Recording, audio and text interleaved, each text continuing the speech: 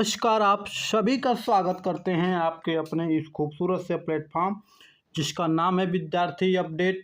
आज हम देखने वाले हैं बोर्ड एग्ज़ाम परीक्षा को लेकर के, यानी कि बोर्ड एग्ज़ाम परीक्षा में जो होने वाली 2025 में, इसमें जो बोर्ड एग्ज़ाम क्लास 10 के हम लोग सारे सब्जेक्ट को यहाँ पे पढ़ने वाले हैं। और हम शुरू कर चुके हैं सोशल साइंस यानी कि सामाजिक विज्ञान को हम लोग शुरू कर चुके हैं। और इसमें हम लोग पढ़ रहे हैं हिस्ट्री का, यानी कि इतिहास को हम लोग यहाँ पे पढ़ रहे हैं। और इतिहास में आज हम शुरू कर रहे हैं चैप्टर नंबर 3 यानी कि लेसन 3 अध्याय 3, जिसका नाम है भूमंडलीकृत विश्व का बनना।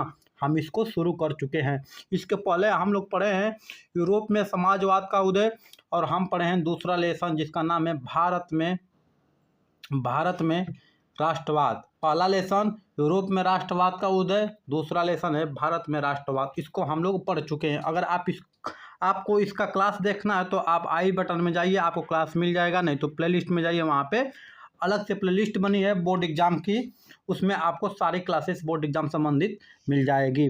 तो हम तीसरा जो लेसन है इसको हम पढ़ेंगे जिसका नाम है भूमंडलीकृत विश्व का बनना। इसको हम लोग पढ़ने वाले हैं। तो कक्षा 10 के विद्यार्थी तैयार रहें। और हम लोग शुरू कर चुके हैं इतिहास का, जिसमें लेसन का नाम है भूमंडलीकृत विश्व का बनना। और आपको नोट्स चाहिए तो ऐसे ही महत्वपूर्ण खूब सुंदर राइटिंग में आपको नोट्स मटेरियल भी प्राप्त हो जाएगा। आपको पीडीएफ नोट्स मिल जाएगा और साथ ही साथ बोर्ड का नोट्स भी आपको मिल जाएगा, क्लास नोट्स आपको मिल जाएगा। इसके लिए आपको टेलीग्राम चैनल ज्वाइन करना होगा, जिसका लिंक डिस्क्रिप्शन में आपको मिल जाएगा। तो हम लोग सामाजिक विज्ञान शुरू कर रहे हैं अध्याय 3 जिसका नाम है भूमंडलीकृत विश्व का बनना। और इसमें हम लोग पार्ट 1 पढ़ने वाले हैं, यानी कि हर एक क्लास को, यानी कि हर एक अध्याय को हम लोग 2 पार्ट में पढ़ेंगे। तो लेसन 3 का हमारा पहला पार्ट है। इसको हम लोग शुरू कर रहे हैं भूमंडलीकृत विश्व का बनना। और इसमें हम शुरू करेंगे आधुनिक युग से पहले। आधुनिक युग से पहले क्या था, इसके बारे में हम लोग समझेंगे, जो हमारे परीक्षा की दृष्टि से बहुत ही महत्वपूर्ण होने वाला है। इससे आपका बहुविकल्पी, अति लघुत्तरी और लघुत्तरी, दीर्घोत्तरी सारे प्रश्न आपके इसी क्लास से बनने वाले हैं। चलिए, तो हम लोग समझते हैं वैश्वीकरण क्या होता है, इसको हम लोग समझते हैं। देखिए, वैश्वीकरण एक आर्थिक प्रणाली है और व्यक्तियों, सामानों, नौकरियों का एक देश से दूसरे देश तक स्थानांतरण को ही वैश्वीकरण कहते हैं। यानी कि वैश्वीकरण एक ऐसी आर्थिक प्रणाली है जिसके अंतर्गत हम व्यक्तियों, सामानों और नौकरियों का एक स्थान से दूसरे स्थान, यानी कि एक देश से दूसरे स्थान तक दूसरे देश तक जो स्थानांतरण होता है उसी को हम वैश्वीकरण कहते हैं। वैश्विक दुनिया के निर्माण को समझने के लिए हमें व्यापार के इतिहास, प्रवासन और लोगों के काम की तलाश और राजधानियों की आवाजाही को समझना होगा। यानी कि वैश्वीकरण को हम अगर समझें कि निर्माण कैसे हुआ, होता क्या है, तो इसको हमें 3-4 चीज़ों को जानना चाहिए। व्यापार का इतिहास, प्रवासन मतलब कि प्रवासी मजदूर या प्रवासी लोग जो एक स्थान से दूसरे स्थान तक जाते हैं अपनी जीविका चलाने के लिए। और तीसरा हमें समझना होगा लोगों को काम की तलाश और राजधानियों का आवाजाही। अगर इनको सारी चीज़ों को हम समझ लेते हैं तो हम वैश्वीकरण का पूरा मतलब अच्छे से समझ लेंगे। इसी के बारे में हमें पूरे चैप्टर में पढ़ना है। तो अब समझते हैं भूमंडलीकरण, जो आपके बोर्ड एग्जाम में एक प्रश्न पूछा जा चुका है भूमंडलीकरण के बारे में। तो दुनिया भर में आर्थिक, सांस्कृतिक, राजनीतिक, धार्मिक और सामाजिक प्रणालियों का एकीकरण। इसका मतलब यह है कि वस्तुओं और सेवाओं, पूंजी और श्रम का व्यापार दुनिया भर में किया जाता है और देशों के बीच सूचना, शोध परिणाम आसानी से प्रवाहित होते हैं। इसी को भूमंडलीकरण कहते हैं। भूमंडलीकरण का मतलब होता है कि जितने भी सांस्कृतिक, राजनीतिक, धार्मिक या हो आपकी सेवा, पूंजी, श्रम, व्यापार दुनिया भर में जो एक दूसरे को जोड़ने का कार्य करता है उसी को कहते हैं भूमंडलीकरण। भूमंडलीकरण में क्या होता है, हम पूरी दुनिया को एक दूसरे से क्या करते हैं, जोड़ते हैं। इसमें संचार का माध्यम और इंटरनेट सबसे बड़ा उदाहरण है भूमंडलीकरण का। इंटरनेट से पूरी दुनिया को हम एक साथ जोड़ सकते हैं। ठीक है, इसके बाद हम लोग समझते हैं प्राचीन काल से जो प्रश्न बनते हैं उसके बारे में हम समझते हैं। यात्रियों, व्यापारियों, पुजारियों, तीर्थयात्रियों ने ज्ञान, अवसर और आध्यात्मिक पूर्ति के लिए या उत्पीड़न से बचने के लिए विशाल दूरी तय किया। व्यापारी, पुजारी, तीर्थयात्री ज्ञान, अवसर और आध्यात्मिक पूर्ति या अपने शोषण से बचने के लिए उन्होंने विशाल दूरी क्या किया, तय किया। वे अपने सामान के साथ पैसा, मूल्य, कौशल, विचार, आविष्कार, यहाँ तक कि रोगाणु भी लेकर एक स्थान से दूसरे स्थान तक जाए। पैसा, समय के साथ साथ जो हमारे शरीर पे जो रोगाणु है, जो वायरस है, जो रोग है, उस रोग को भी हम कहीं जाएंगे तो कहीं ना कहीं अपने साथ हम लेकर जाएंगे। तो क्या हुआ, लोगों को नई नई चीज़ों के बारे में जानकारी मिली और वहाँ के कल्चर को जाने, यहाँ के अपने कल्चर, वहाँ के लोगों को क्या कहे जानने में मदद की। इन सारी चीज़ों का क्या हुआ, प्रचलन हुआ। करीब 300 ईसा पूर्व तक एक सक्रिय तटीय व्यापार ने सिंधु सभ्यता की सभ्यताओं को, जो वर्तमान में पश्चिम एशिया के साथ जोड़ा। जो सिंधु सभ्यता, आज जब हम लोग प्राचीन इतिहास पढ़ेंगे तो इसमें हमें सिंधु सभ्यता के बारे में पढ़ना होगा। यानी कि सिंधु सभ्यता को क्या किया, ये जोड़ा, किससे, पश्चिमी एशिया के साथ सिंधु सभ्यता को जोड़ा। और इसके बाद हम बात करें तो रेशम मार्ग, सिल्क रूट, इसके बारे में हम आगे पढ़ेंगे विस्तार से। सिल्क रूट यानी रेशम मार्ग ने चीन को पश्चिम से जोड़ दिया और भोजन ने अमेरिका से यूरोप और एशिया की यात्रा की। भोजन की तलाश में लोग अमेरिका से यूरोप गए, यूरोप से एशिया में क्या यात्रा किए। नूडल्स चीन से इटली की यात्रा करते हुए स्पैगेटी बन गया। नूडल्स चीन से यात्रा करते हुए स्पैगेटी बन गया। और यूरोपीय विजेता अमेरिका में चेचक रोगाणु ले गए। जो यूरोपीय विजेता है अपने साथ साथ क्या, चेचक के रोगाणु यानी कि वायरस भी ले गए। कहाँ पे, अमेरिका में। और एक बार प्रस्तुत किए जाने के बाद यह महाद्वीप में गहरे में फैल गया और एक बार वहाँ क्या हुआ, पूरे महाद्वीप में फैल गया चेचक की बीमारी। इसके बाद हम लोग समझते हैं रेशम मार्ग यानी कि सिल्क रूट क्या होता है।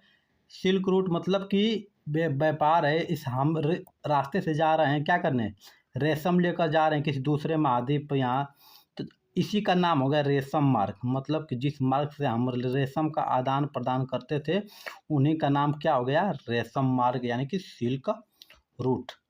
इसमें आगे हमें जाने सिल्क रूट में, तो सिल्क रूट रेशम मार्ग एक ऐसा ऐतिहासिक व्यापार मार्ग था जो कि दूसरी शताब्दी ईसा पूर्व से 14वीं शताब्दी तक यह चीन, भारत, फारस, अरब, ग्रीस और इटली, चीन, भारत, फारस, अरब, ग्रीस और इटली को पीछे छोड़ते हुए एशिया के भूमध्य सागरी तक फैला था।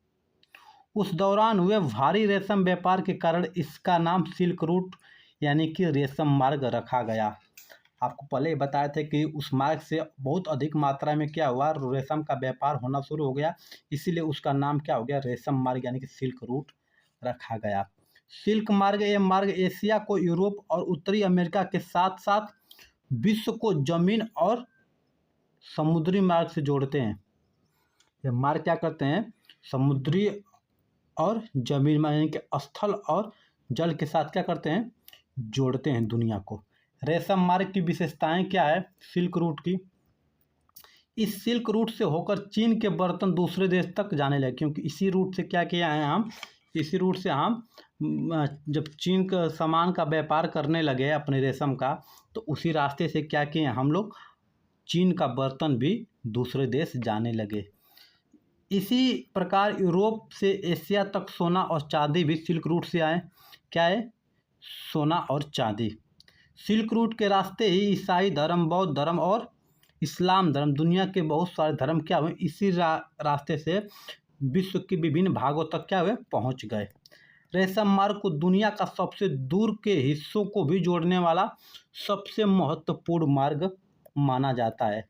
क्रिश्चियन युग से पहले भी सिल्क रूट अस्तित्व में थे और 15वीं शताब्दी तक विकसित हुए रूट दुनिया के विभिन्न हिस्सों के बीच व्यापार और सांस्कृतिक संबंधों का एक बड़ा स्रोत हुआ। यानी कि जो रूट है कौन सा, सिल्क रूट, ये व्यापार और सांस्कृतिक संबंधों का एक बड़ा स्रोत साबित हुआ। इसके बाद हम लोग पढ़ेंगे भोजन की यात्रा। इसमें हम पढ़ेंगे मुख्य रूप से स्पैगेटी और आलू के बारे में, इसकी बारे में, इससे क्या इतिहास में हमारा प्रश्न पूछता है, इसके बारे में हम पढ़ेंगे। तो पहले समझते हैं हम स्पैगेटी के बारे में। नूडल चीन की देन है, जो दुनिया से नूडल चीन की देन है, जो वहाँ से दुनिया के दूसरे भागों तक पहुँचाया गया।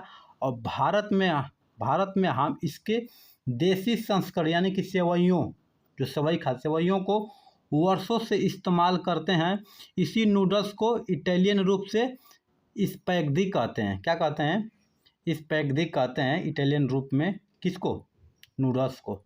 आज के कई आम खाद्य पदार्थ जैसे आलू, मिर्च, टमाटर, मक्का, सोया, मूंगफली और शकरकंद यूरोप में तब आए जब क्रिस्टोफर कोलंबस ने गलती से अमेरिका महाद्वीप की खोज कर दी। कोलंबस ने किस तरह खोज की, इसके बारे में थोड़ा सा एक ट्रायग्राम में हम लोग क्या करते हैं, हम लोग इसको समझ लेते हैं। तो यहाँ से यूरोप है, यहाँ से कोलंबस आया भारत खोजने के लिए। चला भारत खोजने के लिए, जाते जाते आया और यहीं से मुड़ गया और यहाँ पे पहुँच गया, जो यहाँ पे क्या था? अमेरिका था। और इसी को कहा कि इंडिया, जबकि इसको बताया गया था इंडिया के बारे में कि इंडिया के लोग क्या होते हैं? दो तरह के होते हैं। उत्तर भारत के गोरे होते हैं और दक्षिण भारत के क्या होते हैं? काले होते हैं। दक्षिण भारत के लोग क्या होते हैं? काले होते हैं। और जो मसाला मिलता है वो कहाँ होता है? मतलब दक्षिण भारत में जहाँ काले लोग हैं वही मसाला मिलेगा। तो कोलंबस जाता है और यहीं से रास्ता भटक के चला जाता है यहाँ पे, और इस महाद्वीप पर पहुँचता है और पहुँचता है यहाँ जो एकदम दक्षिण वाला हिस्सा, यहीं पहुँचता है और देखता है कि यहाँ के लोग बहुत काले काले हैं और पहाड़ियाँ भी है। तब कह दिया कि यही क्या है? यही इंडिया है, यही भारत है। पूरी दुनिया में चर्चा होने लगी कि यही भारत है, लोग इसी को भारत मानने लगे। फिर एक और यूरोपीय यात्रा के निकलता है जिसका नाम होता है वास्को डी गामा। जाता है और जहाँ से ये मुड़ा था यहीं पे एक व्यापारी मिलता है। इसी व्यापारी से पूछता है कि मुझे जाना है इंडिया में, तो इंडिया किधर है? तो व्यापारी ने बताया, और वो व्यापारी कहीं दूर का नहीं, अपने गुजरात का ही व्यापारी था। और ये व्यापारी बताता है कि इधर चल जाए, इसी रूट से आगे इंडिया आपको मिलेगी। तो आता है और यहीं पर केरल के कालीकट नामक बंदरगाह पर पहुंचता है और इंडिया में प्रवेश करता है। जब वहां पहुंचता है और देखता है कि हम नहीं, सच में असली वाले इंडिया में आ गए, तब पता चला कि ये इंडिया नहीं, एक कोई और द्वीप है। तब चर्चा होने लगी कि भाई इस द्वीप को तो इंडिया, इसका नाम क्या दिया जाए। तब इसको कहा गया ईस्ट इंडिया। आप पढ़े भी इतिहास में, east India company. East India मतलब कि पूर्वी इंडिया। ईस्ट का मतलब पूर्वी इंडिया। अब इसको कहा गया वेस्ट इंडिया, मतलब पश्चिमी इंडिया। वेस्ट इंडिया और ईस्ट इंडिया। इसके बाद क्या हुआ, जब अमेरिका कालांतर में दो भागों में बट गया तो इसमें एक देश बना जिसका नाम पड़ा वेस्ट इंडीज। वेस्ट इंडीज जो देश का नाम पड़ा, वे वेस्ट इंडिया का ही नाम है। इसी क्या हुआ, वेस्ट इंडीज पड़ गया, जिसकी खोज क्या कोलंबस ने, पूरे महाद्वीप की खोज कोलंबस ने किया। इसलिए कहा जाता है कि भारत की खोज 1498 ईस्वी में वास्को डी गामा करते हैं, जो केरल के कालीकट नामक बंदरगाह पर पहुंचते हैं। और अमेरिका की खोज कोलंबस करते हैं, वो भी क्या गलती से खोज कर देते हैं। अब आगे हम लोग आलू के बारे में पढ़ेंगे। तो आलू के आने से यूरोप के लोगों की ज़िंदगी में भारी बदलाव आया। आलू के आने के बाद ही यूरोप के लोग इस स्थिति में आए कि बेहतर खाना खा सके और अधिक दिनों तक जी सके। आलू के आने के बाद लोगों ने बेहतर खाना खाना शुरू किया और अधिक तक जिंदा रहने लगे।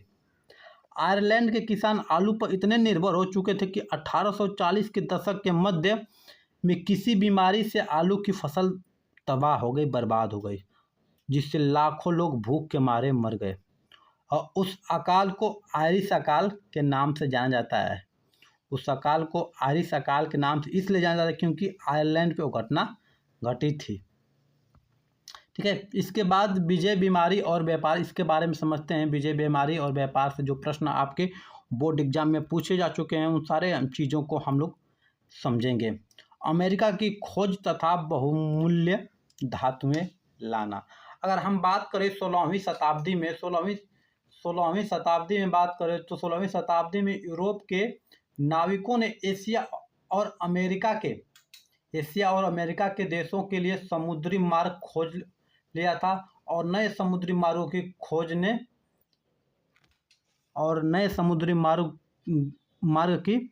ने न सिर्फ व्यापार को फैलाने में मदद की बल्कि विश्व के अन्य भागों में यूरोप की फतेह की नींव भी डाल दी।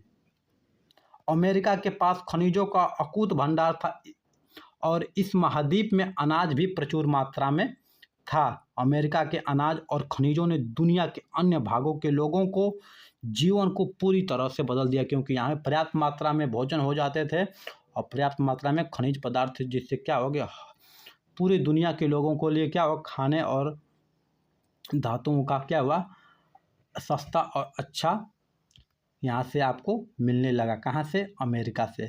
अगर बात करें वहीं विजेताओं द्वारा चेचक कीटाणुओं का प्रयोग 16वीं शताब्दी के मध्य तक पुर्तगाल और स्पेन द्वारा अमेरिकी उपनिवेश की अहम शुरुआत हो चुकी थी, लेकिन यूरोपियन की यह जीत किसी हथियार के कारण नहीं बल्कि बीमारी के कारण संभव हो पाई। यूरोप के लोगों पर चेचक का आक्रमण पहले ही हो चुका था, इसलिए उन्होंने इस बीमारी के खिलाफ प्रतिरोधन क्षमता विकसित कर ली, यानी कि इस चेचक बीमारी का जो एंटीबायोटिक दवा है अपना क्या है टीका बना लिया था।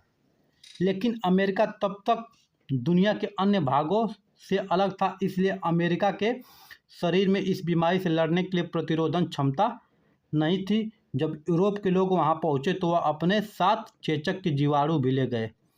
इसका परिणाम यह हुआ कि चेचक ने अमेरिका के कुछ भागों को पूरी तरह तबाह कर दिया, साफ कर दी, और इस तरह यूरोपियन आसानी से अमेरिका पर जीत गए। जिस प्रकार जैसे मान लीजिए कि जो कोरोना चल रहा था कोविड-19, तो एक कहाँ से शुरू हुआ, चीन के वुहान शहर से शुरू हुआ और धीरे धीरे पूरे विश्व में फैलना शुरू हुआ। और चीन ने क्या क्या पहले ही अपना एंटीबायोटिक बना दिया, लेकिन किसी को दिया नहीं, और जिससे क्या हुआ कि विश्व के बहुत सारे देश तबाह हो चुके थे इस कोरोना महामारी में। ऐसे ही महामारी फैली थी, क्यों? चेचक वाली महामारी से क्या हुआ कि उन्होंने विकसित कर लिया था यूरोप वालों ने अपना टीका, लेकिन अन्य लोगों को पता नहीं था और अपने साथ के अपने लोगों को भेजा और साथ बीमारियां भी भेजी, जिससे कई लाख लोगों की मृत्यु हो जाती है। जब मृत्यु हो जाती है तो जहाँ कम लोग होते हैं वहाँ पर राज करना आसान हो जाता है, तो आसानी से वहाँ राज करने लग जाते हैं। कौन? यूरोपियन लोगों ने। इसके बाद हम बात करें यूरोप की समस्याएं क्या थी, तो 19वीं सदी तक यूरोप में कई समस्याएं थी, जैसे गरीबी, बीमारी और धार्मिक टकराव। धर्म के खिलाफ बोलने वाले कई लोग सजा के डर से अमेरिका भाग गए थे। उन्होंने अमेरिका में मिलने वाले अवसरों का भरपूर इस्तेमाल किया और इससे उनकी काफ़ी तरक्की हुई। बात करें 18वीं सदी तक भारत और चीन के बारे में क्या कहा गया। 18वीं सदी तक भारत और चीन दुनिया के सबसे धनी देश हुआ करते थे। दुनिया के सबसे धनी देश हुआ करते थे कौन? भारत और चीन। लेकिन 15वीं सदी से ही चीन ने बाहरी संपर्क पर अंकुश लगाना शुरू किया था और दुनिया के बाकी हिस्सों से अलग थलग हो गया था। चीन के इस घटते प्रभाव और अमेरिका के बढ़ते प्रभाव के कारण विश्व के व्यापार का केंद्र बिंदु यूरोप की तरफ शिफ्ट कर रहा था। कौन? यूरोप की तरफ शिफ्ट कर रहा था चाइना। अब इसके बाद 19वीं शताब्दी यानी कि 1815 से 1914 के बीच में हम लोग पढ़ेंगे इस समय कौन कौन सी घटनाएं घटी, कौन कौन से बदलाव हुए। अगर वीडियो अच्छी लग रही है आपको तो वीडियो को शेयर जरूर करें। अगर वीडियो अच्छी लग रही है तो शेयर जरूर करें, हाँ, और वीडियो जैसी भी लग रही है कमेंट करके ज़रूर बताएं। ये वीडियो उन सभी भाइयों के लिए है जो कक्षा 10 की तैयारी कर रहे हैं। आप सभी के लिए ये वीडियो महत्वपूर्ण होने वाली है और साथ ही इसका PDF नोट्स आपको चाहिए तो आपके इसी वीडियो के डिस्क्रिप्शन में टेलीग्राम का लिंक मिल जाएगा, आप वहां से ज्वाइन करके PDF नोट्स प्राप्त कर सकते हैं। चलिए आगे हम पढ़े 19वीं सदी के बारे में हम लोग पढ़ने वाले हैं। तो 19वीं सदी में दुनिया तेजी से बदल रही थी। इस अवधि में सामाजिक, राजनीतिक, आर्थिक और तकनीकी के क्षेत्र में बड़े जटिल बदलाव हुए। उन बदलावों की वजह से विभिन्न देशों के रिश्ते समीकरण अभूत बदलाव हुए।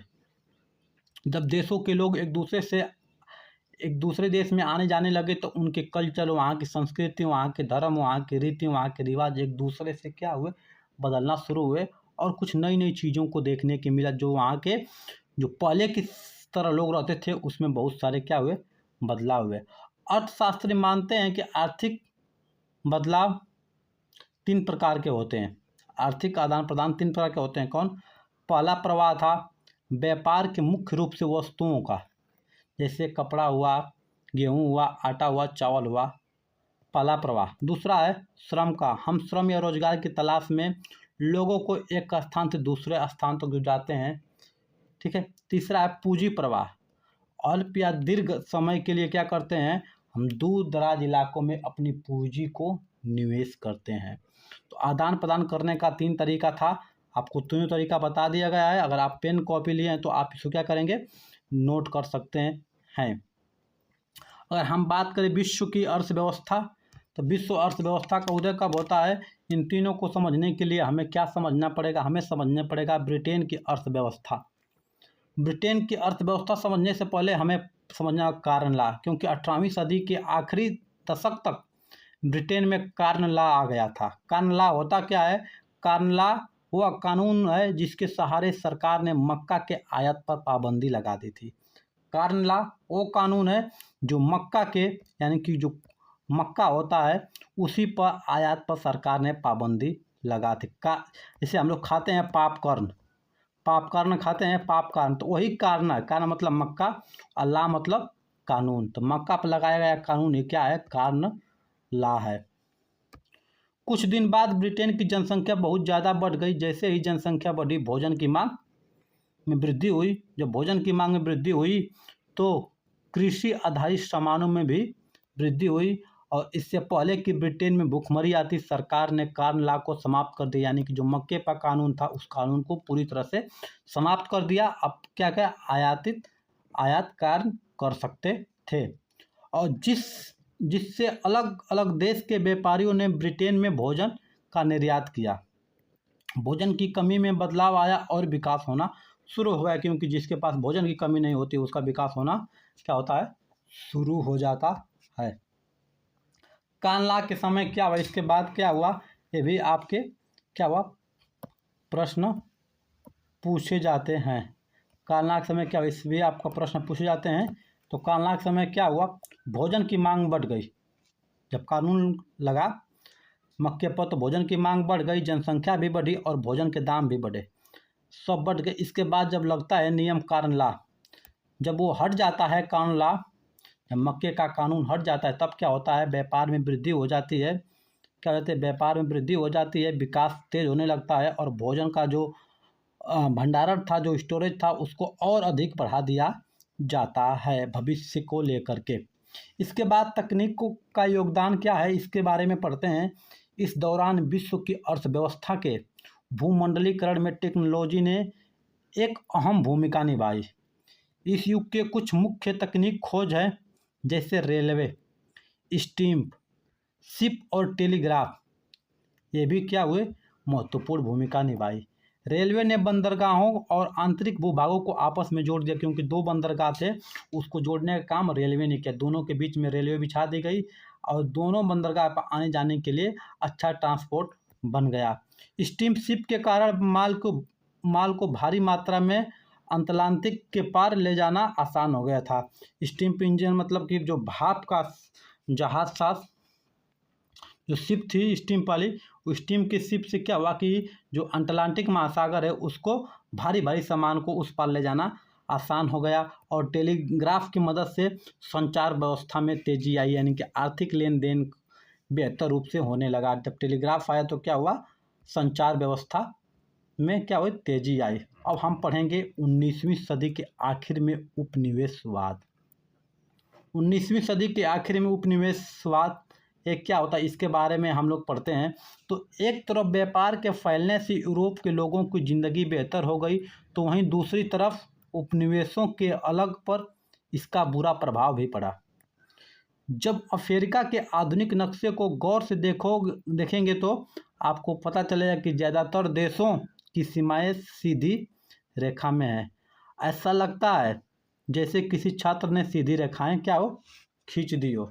वही हम बात करें 1885 में यूरोप की बड़ी शक्तियां बर्लिन में मिली और अफ्रीकी महादेश को क्या हुआ, आपस में बांट दी, आपस में बांट लिया गया। और इस तरह अफ्रीका की ज़्यादातर देशों की सीमाएं सीधे रेखाओं में बन गई। जब बर्लिन 1885 में क्या हुआ कि जब बर्लिन में जब शक्तियाँ बर्लिन पहुंची तो वहाँ पे सभी देशों को जब बांट दिया गया, जब देशों की बांट दिया गया तो क्या होगा, सीमा उसकी सीधी हो गई, जो लगती है क्या, सीधी। चलिए, इसके बाद रिंडरपेस्ट या मवेशी प्लेग, एक बीमारी है रिंडरपेस्ट या मवेशी प्लेग जो पशुओं में होती है। इससे क्या होता है कि रिंडरपेस्ट की भांति फैलने वाली जो मवेशी बीमारी थी, वह बीमारी 1890 के दशक में अफ्रीका में बड़ी तेज़ी से फैली। समय महत्वपूर्ण, याद रखिए, ऑब्जेक्टिव क्वेश्चन के लिए आपका महत्वपूर्ण समय है कि 1890 ईस्वी के दशक में अफ्रीका में बड़ी तेज़ी से फैली। कौन सी महामारी, रिंडरपेस्ट की भांति एक फैलने वाली क्या, पशु महामारी, यानी कि पशुओं में फैलने वाली बीमारी। रिंडरपेस्ट का प्रकोप क्या है, देखिए, रिंडरपेस्ट का अफ्रीका में आगमन 1880 के दशक में आखिर में हुआ था। यह बीमारी उन घोड़ों के साथ आई थी जो ब्रिटिश एशिया से आए थे, यानी कि कहाँ से आए थे, ब्रिटिश एशिया से जो घोड़े आए थे उस घोड़ों को उस बीमारी थी। और ऐसा उन इटालियन सैनिकों की मदद के लिए किया गया था। और ऐसा क्योंकि उन इटालियन सैनिकों के मदद के लिए जो पूर्वी अफ्रीका में एरिट्रिया पर आक्रमण कर रहे थे, उनके लिए क्या कहता, मदद किया गया था। रिंडरपेस्ट पूरे अफ्रीका में किसी जंगल की आग की तरह फैल गई और 1892 आते आते यह बीमारी अफ्रीका के पश्चिमी तट तक पहुंच चुकी थी। इस दौरान रिंडरपेस्ट ने अफ्रीका के मवेशियों की आबादी का 90% हिस्सा साफ कर दिया, यानी कि 90% अफ्रीका के मवेशियों को इस बीमारी से क्या हुए, मर जाते हैं। अफ्रीकियों के लिए मवेशियों का नुकसान होने का मतलब था रोजी रोटी खतरा, क्योंकि आने जाने का सारा साधन मवेशी ही थे। अब उनके पास खानों और बगानों में मजदूरी करने के अलावा कोई चारा नहीं बचा था। इस तरह मवेशियों की एक बीमारी ने यूरोपियन और अफ्रीकन में अपना उपनिवेश फैलाने में मदद की। बीमारी ने क्या किया, अफ्रीका, यूरोपियन और अफ्रीका में अपना उपनिवेश फैलाने में क्या की, मदद की।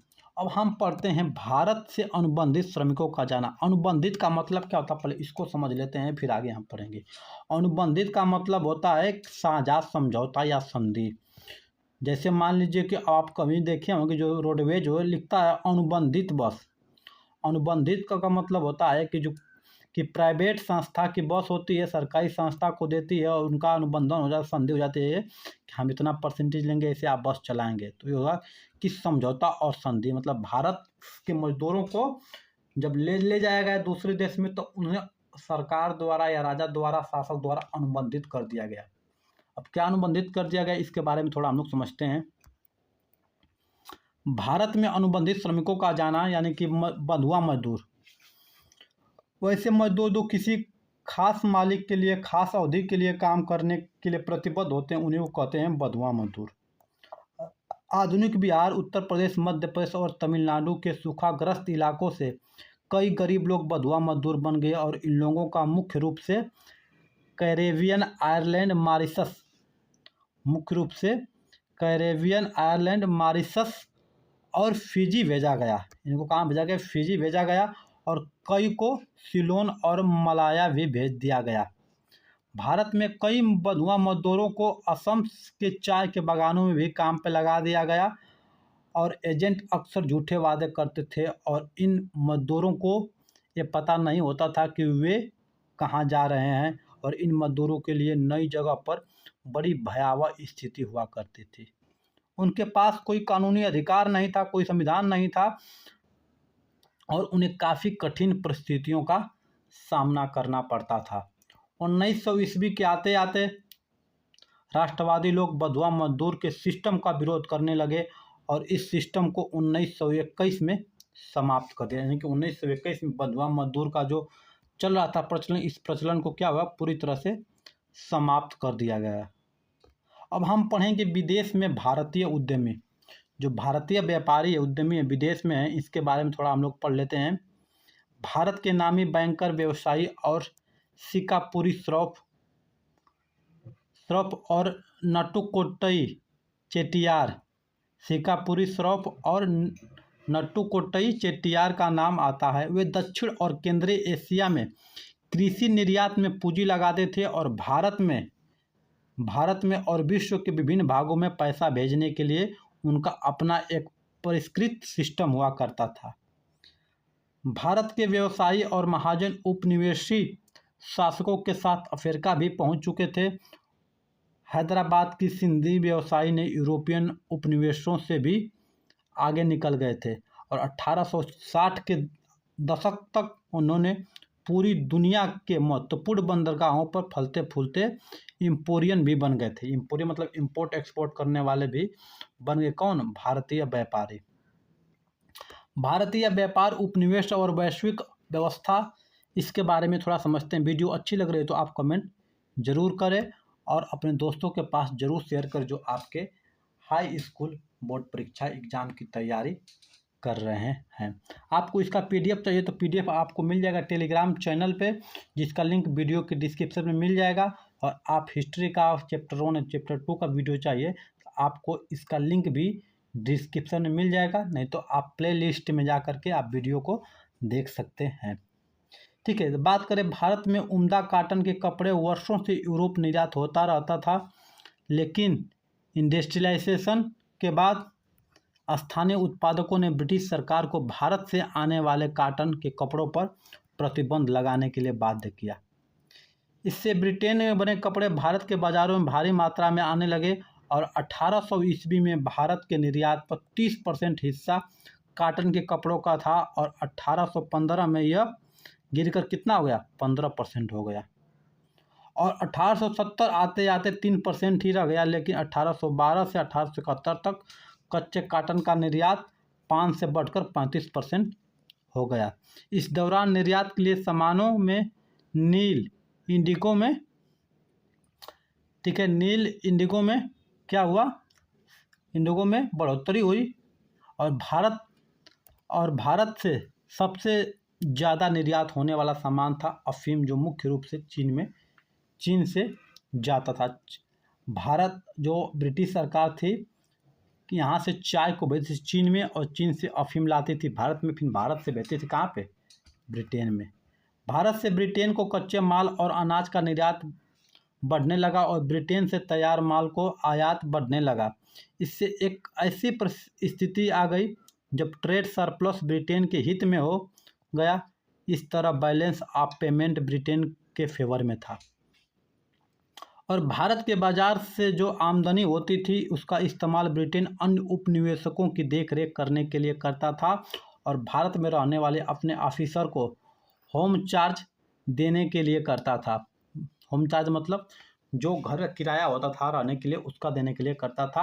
और भारत के बाहरी कर्जे की भरपाई और रिटायर ब्रिटिश अफसर जो भारत में थे उनका पेंशन का खर्चा भी होम चार्ज के अंतर्गत आता था, यानी कि उनका पेंशन भी देता था उन पैसों में। और हमारी वीडियो होती है यहीं पे समाप्त और मिलते हैं अगले वीडियो में कुछ ऐसे ही मज़ेदार टॉपिक के साथ। तो पार्ट 2 बचा है, उसको हम लेके आएंगे अगले वीडियो में। वीडियो दोस्त लंबी ज़रूर हो जाती है लेकिन वीडियो बहुत ही अच्छी होती है, क्योंकि हमें कॉम्पिटिटिव एग्ज़ाम नहीं देना, हमें बोर्ड एग्ज़ाम में हमें लिखना है, हमें अति लघुत्तरी लघुत्तरी सारे प्रश्न करना, इसलिए हमके वीडियो को विस्तार से, थ्योरी को विस्तार से पढ़ने और समझने की ज़रूरत है।